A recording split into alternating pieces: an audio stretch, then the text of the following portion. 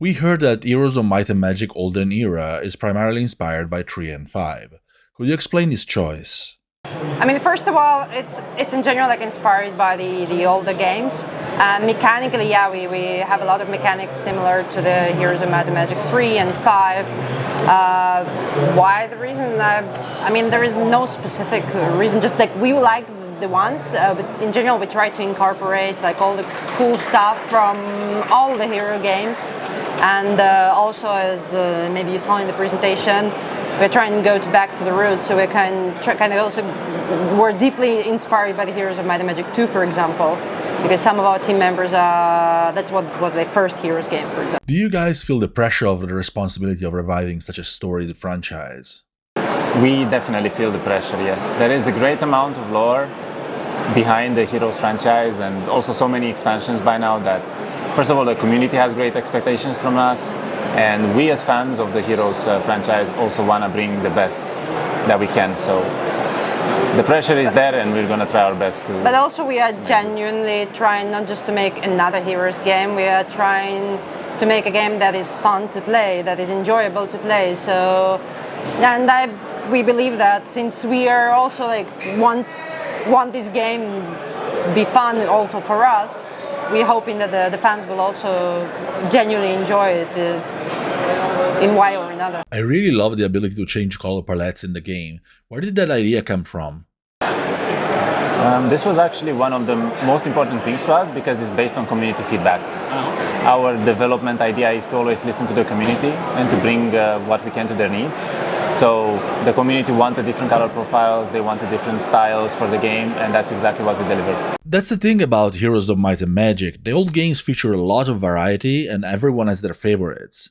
Yeah, it's very difficult to make something that appeals to everyone. So by giving them something simple like color profiles, you can bring so much variety into the game. Yeah, but also as we often remind to the players that every single Heroes Might and Magic game was different from the previous ones, and we are not different. Like we are the same in that sense. We are not like we are not a remake of one of the parts. We are just the next official installment in the series. So even if we are trying to go back to the roots, you can also expect that there will be something different and something new in the game. Is there going to be any mod support? We are aiming to and hoping to have it for 1.0, but not for the early access. So hopefully, if all goes as planned, it would be like we will try to integrate it into the 1.0. We know how important this is to the community, so it is one of the changes that we will actually try our best to work on and deliver. Would you guys be interested in bringing back the main Might and Magic series as well? You mean the RPG series? Yes. I mean, so far our goal was to create a Heroes of Might and Magic game, and well, in the future, who knows where we will end up, but at the current moment, our priority is to deliver a good, playable, enjoyable game for the early access and then for the full release, and go back or through all the feedback we receive basically on a daily basis and improve the game, go into 1.0, etc. Why did you choose to bring back 3 classic factions and introduce 3 new ones? Well, it's exactly what Katharina said earlier. We would like to keep some familiarity to the Heroes games, but we also want to bring something new and unique to the genre and to the franchise, and that's exactly why we have 3 old factions, as Necropolis, Temple and Dungeon, and 3 new ones, Hive and Sylvans, and one of the factions that we haven't released yet. How did you select the returning factions? It was mostly based on the lore behind them that was fitting the universe that we're trying to create. Yeah, we were basically, because as you may know, the game is set in the world of Enroth, so in the world of Heroes 1 through to 3, but it's like some centuries before the events of those games. So, and it's on a different continent that was present in Might and Magic, in the RPGs, but not in the Heroes of Might and Magic. There's a specific time set and the location gave us kind of a big creative freedom of picking something familiar to people and then also adding something that we could add new. But actually, even if you look at these like old factions, you can see like some new stuff in them as well. For example, it's not entirely old factions to the teeth. It's also like having some changes, some new units, And the same with This the was new always our factions, approach. because, like, for example, if you look at Hive, okay, it's a completely new faction, but at the same, like, they're the main evil, and like basically they're the bad guys, and that's something that like hero players will find familiar. What was the reasoning behind the choice of this specific setting? We wanted to go back, like, to the roots, as you say, specifically not even to Heroes 3, but also to Heroes 2 and 1. Go to this bit back, like, vivid fairy tale kind of vibe. And at the same time, yes, as you said, and I mentioned, we wanted to still have creative freedom that would allow us to make new things, to create some stories that were not written before, basically. So yeah, that's why we believe that the choice of the timeline and the location is quite suitable for those goals. It's also having to do with the fact that Heroes Olden Era is a new game. It's a unique game, so having a new continent fits much better into our perspective than revisiting an old continent that comes with certain limitations and rules and everything there. So. Are there going to be Easter eggs and perhaps characters that old fans of the series will recognize? Yeah, definitely. There's definitely Easter eggs, yeah. There's going to be old characters, old heroes from other games. You can also see a lot of units that are there from other games. There are some, in the campaign, there are some conversations between the characters, kind of hint on the events of the other games as well. So yeah, if you are a lore connoisseur, you will find some things. Like, I know why they say this, or like, I know this character. A common problem in strategy games is the snowball effect toward the end of a campaign, when the player becomes so powerful that the game becomes a little boring. What's your approach to this issue? I can't say much about that because we haven't revealed the campaign content yet.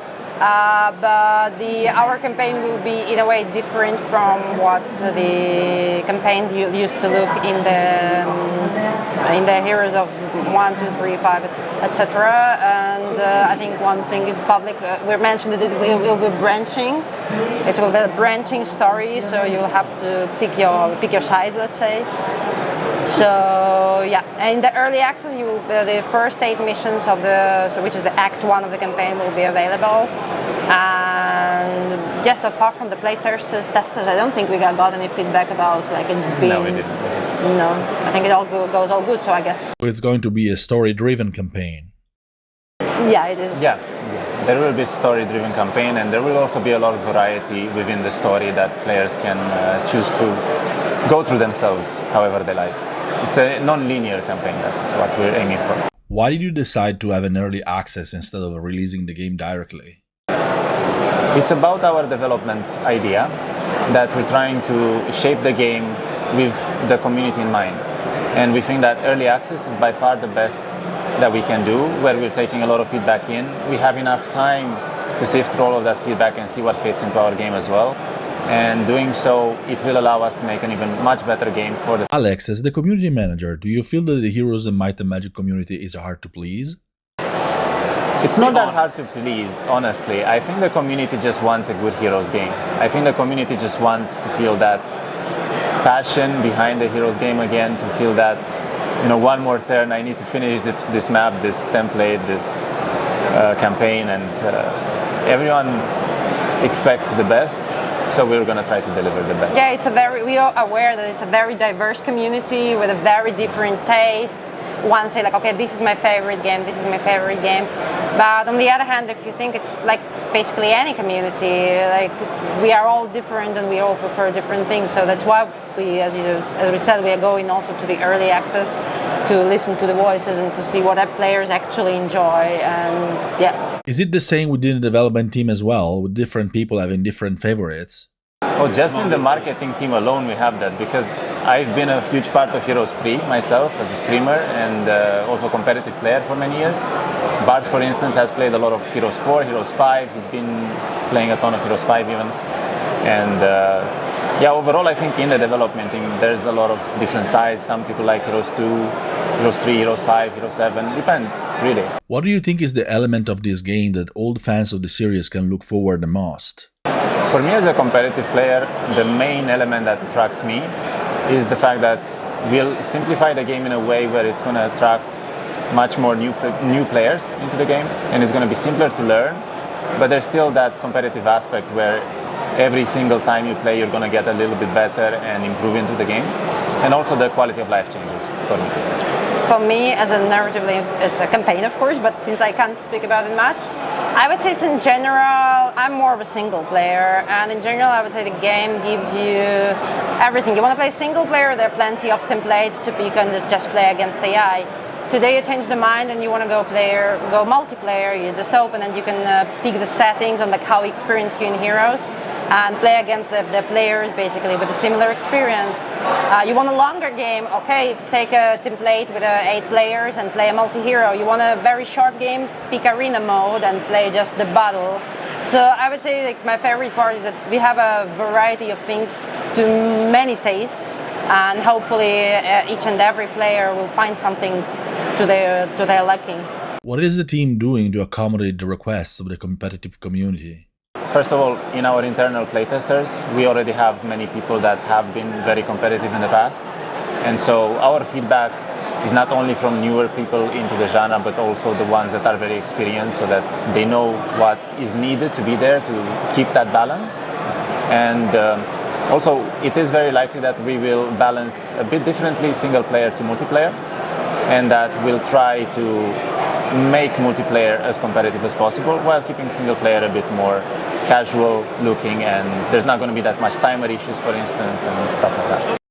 Thank you for watching. If you enjoyed this interview, please like it and subscribe to our channel.